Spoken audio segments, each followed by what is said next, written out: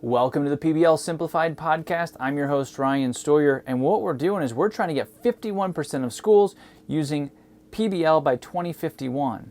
Today we're doing that by coaching you for free.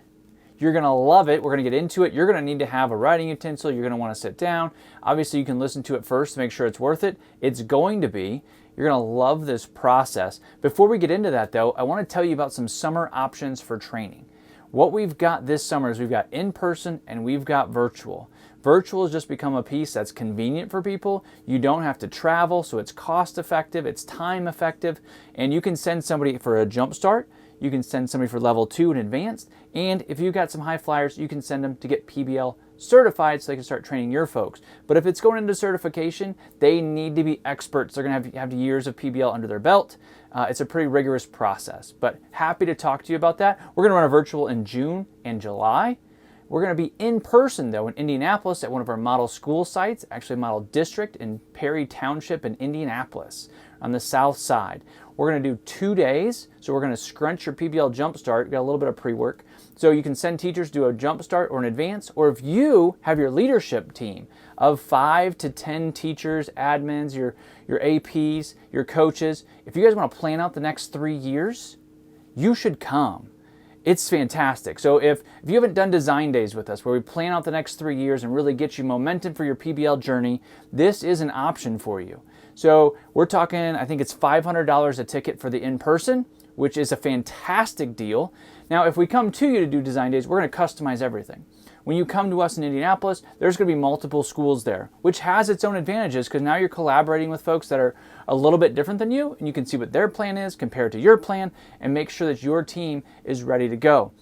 By the time you leave those emerging school times, that's kind of our open design days, you have a 3-year plan of implementation and your leadership team is ready to go with you and start creating PBL in that first year. So you have momentum that next summer when you really jump in.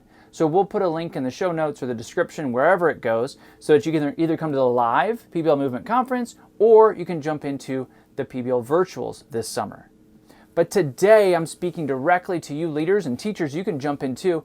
This is how you get into some coaching absolutely free. I'm going to walk you through the process right now that I use personally to coach myself. Coach myself? Yes, I'm also in a mastermind. I believe in coaches heavily. That's how I've been here. Here's where I start with coaching clients. If somebody won a gold medal in the Olympics and they turn to hug somebody and they don't have a coach, wouldn't that be weird? Like they win, they get the medal, and they always go and hug their coach. Why is it that the best athletes in the world have a coach, but you don't? Why is it that Michael Jordan had multiple coaches, strength coach, Phil Jackson, mental coach, he had all these different coaches in order to be the best in the world? The best in the world have coaches, and you should too, because you want to be world class as you're leading your school in your classroom. So you need to get a coach. But what do you do in the meantime? What do you do right now? What are some next steps that you could do?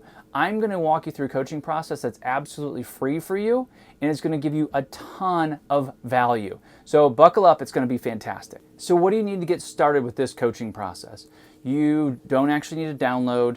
You don't need anything fancy. We don't have to hop on a call. You need to go to the dollar store and get one of these composition notebooks. I have several of these. Yes, I have a cool fancy leather one that I do my gratitude journaling in, but this was $1 at Dollar Tree, and it's going to work just right. I do some journaling. I do goals in a journal just like this, but you're going to coach, and here's where I coach myself. I'm going to ask you these questions, and I want you to write down the answers. Now, I do this whenever I get stuck. I do it at least once a week, probably more like 3 times a week to get ready for the week and to make sure I'm working on the right things. So I'm kind of constantly doing this self-coaching process. And when I do it, I'm doing one of 2 things. One, I'm picturing my coach saying, what would my coach ask me? Or another great frame for this is, what would my 85-year-old self tell me? So when I'm 85, we've got 51 by 51, 51% of schools are using project-based learning because it's past 2051 by then. And I've probably done a ton of speaking. I've written more books. I don't know, maybe I got a PhD. Right? I've got all these things. I know I'm going to be wise when I'm 85, wiser than I am now. So looking back after all this time with all this patience, what would I be telling myself? That's one of the frames that I use for this. For you, if you listen to the podcast often, or you watch the podcast often, or the PBL Simplified video series for teachers or for leaders, if you're used to me kind of hearing my voice, then it's like, what would Ryan say? Like, let me coach you through this, and how would I follow up? So the very first question you're going to ask yourself, ready, you can write this down, what's on your mind? What's on your mind? I only take 5 coaching clients a year, and we do high-level coaching, but it's one of the places I start. I start with what's on your mind. Why? Because you're a high-flying leader. You're thinking about things that matter. So you've already got something on your mind. I don't need to dig real far. So that's the first thing you're going to do, is you're going to say, what's on your mind? And you're going to write that down. And that's literally what I have as my first question. And then you're going to see I have 3, because I've done this before, but because then you're going to ask yourself the second question, which is what else? So what's on your mind, and then what else? Write down a few more bullet points. What else is on your mind? Get it out there.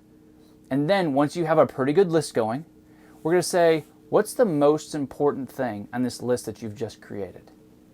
Prioritize your list. And I just want the top 3. If you wrote down 7, I want the top 3. So you're going to say, what are the most important things that are on your mind right now? And you're going to list them out. One might be a staff issue. Like maybe you have a staff member that has been difficult to deal with. You're not sure what to do about that. So that might go up there. Or you've got a district mandate that's coming out. Or you've got these literacy standards that just came on you from the state, and somehow you've got to get this curriculum implemented. You're not sure how to do it, and it's keeping you up at night. So that goes down there. And now you're going to prioritize those. Now you've got your most important item that you're looking at. So you're going to ask yourself why.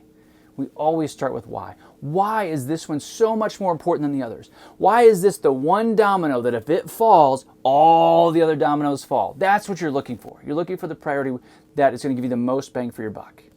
So why is it so important? And take the time to journal. I don't care if you write in complete sentences. I don't care if you write in cursive. You probably wouldn't be able to read mine. That's not the point. The point is that I'm processing, and I want you to do the same thing. So you picked your most important thing that's on your mind. Why is it so important? Now, what will it look like when you have it completed? When this is completely done, what's it going to look like? When you have a plan to implement this new literacy requirement from the state, what's it going to look like when it's done? It's going to look like you've got meetings scheduled out. It's going to look like you're set with district and you know how it's going to work in with your project-based learning initiative. All these things are going to be in line, and you're going to have some things lined up. So now you know why you're doing it. You know why it's most important, right? You know what it's going to look like when it's done. So what are your next steps? What's the next thing for you to do? The next right thing? Write that down. What's the next right thing? It might be research. It might be to make a small focus group with your teachers. Whatever it is, write that down. And then what else? What's the next right step after that? And give yourself about 5 steps if that's how many you have. It might be a smaller issue, but give yourself about 5 steps, 5 next steps that you're going to go through. And now, how are you going to feel once you've gone through these 5 steps? What's it going to feel like? I can tell you right now, once you complete that, like if you're driving and you can't do this right now, go back and pause it. But as soon as you answer this question, your shoulders are going to go, oh, it's going to feel great to have this big decision done. And what you're going to find out is that in less than 20 minutes, you're going to have a really good plan. Your shoulders are going to come down. And you're like, this is going to feel great. And you're going to be able to start on that next important thing to get that most important item done. And now if you have time, you're going to go through your other priorities the same way, right? So you go to your second priority and you say, why is it important? What's it going to look like when it's done? What are my next steps? And I'll go through 3 of these at this point. Like I'm pretty proficient at this type of coaching, this self-coaching.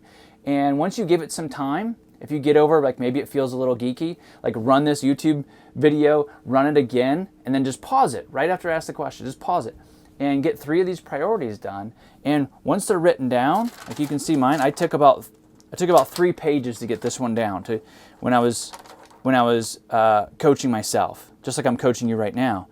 And you might add some more questions that'll come to mind. I do when I'm coaching live. But one that I also put is this clear enough? Like when I look at my next steps, is this clear enough for me? Is it clear enough for me to communicate to others? And if not, it's going to take a little more work, and that's okay. right? So that's how you can coach yourself through these priorities that are currently on your mind. Because don't you get overwhelmed sometimes? Because you say, well, what's the most important thing? Oh, it's all important. Like I've got my email box is like overflowing. I've got these district mandates. I've got teachers that need my leadership. They need additional training. How am I going to do this? There's so many things. But if you can pause, that's the beauty of coaching. You pause. It's 100% worth the time. And you make yourself prioritize these things. You get the biggest domino to fall. And now you see things clearer. You can see the path. You can see what it looks like. And it makes it much easier to walk down that path. So this is how I'm going to coach you for free. This is it right here. So play this podcast back or go onto YouTube, go to the Magnify Learning YouTube channel, and you can find this podcast. Sometimes it's easier to kind of click and see these things as I walk you through it. But get yourself a Dollar Tree journal. I'm not asking you to commit a whole lot. You don't even have to download anything. A pen and a Dollar Tree composition notebook. I like to get the ones that I had in high school, these black and white ones. I don't know why. I mean, Mr. Barlow would be proud, I think. I'm filling up a composition notebook, my AP composition teacher. So I think that's why I do it. I appreciate it. But maybe you get a nice fancy journal. Like, I love fancy journals as much as the next guy. So do that, though. Make it a special coaching journal just for you and your thoughts so you can go back to those thoughts you had. And now when you go to sleep tonight, you don't have to think about any of those thoughts.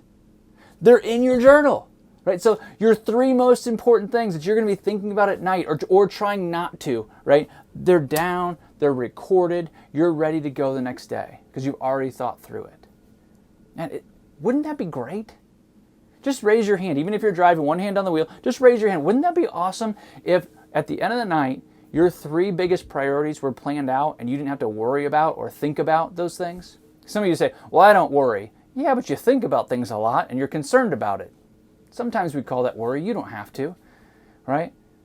It's such a positive process. You need a life and leadership coach. Again, just like Michael Jordan, just like Olympic athletes, you need a coach. But this is a great place to start. So start with this kind of self-coaching piece. And see where it takes you. And reach out. Let me know.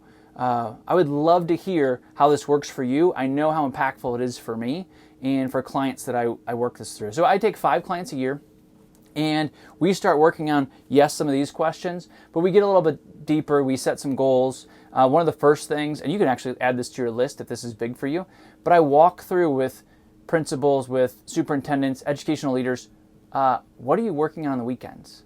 How many hours are you working on the weekend? And I don't know, whatever I need to, depends on the time. Right.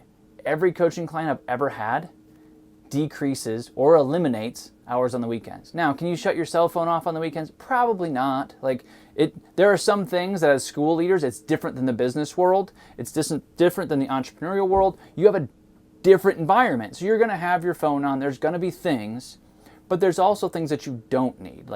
I worked with one principal, and we found out that she was actually the one that was printing report cards on the weekends because she wanted it to be done right. And we walked that through, and it was like once in 9 weeks, we saved 5 hours, right? On the weekend, because it had to be a separate project. You've got projects that you're saving for the weekend, and you shouldn't be. Because we're going to walk through what would you do with that extra time. I'm going to ask you, what hobbies do you have? Or what hobbies did you have before you got into administration? What's one family goal? What's one future career goal? What's one systems goal that if you implemented, it would make things easier for you? These are the kind of questions that I go through with some of my coaching clients, and I think that you would love it. But again, you can play that back. You can self-coach yourself on those same questions. I would say that when you get a coach, whether it's me or somebody else, that they're going to be able to give you some insights that maybe you don't see. So I would definitely have you look into coaching. You might need to get a grant for some of this higher level coaching to get into, but I guarantee you that it's worth it. And it's worth putting into your school budget. So many of you as leaders, you're servant leaders, and yes, you should be a servant leader, but you also need to be feeding yourself. You need to be taking care of yourself. You need to have time to work out. You need time to have a hobby. You need to be with your family. Because you're saying, well, if I just work this hard for 3 years, then I'll get there and I can take it easy. But that's not true. Because if you set up your life like this for 3 years, that's what your life is going to be for the next 3 years and the next 3 years. It doesn't change because that's what you've set up. That's the boundaries that you have. You need somebody to come in and disrupt those boundaries and show you a different way of doing work and doing really great work. Your work is not going to suffer. It's going to be the exact opposite. You're going to have margin to think about these things in a different way, and you're going to solve problems before they're problems, right?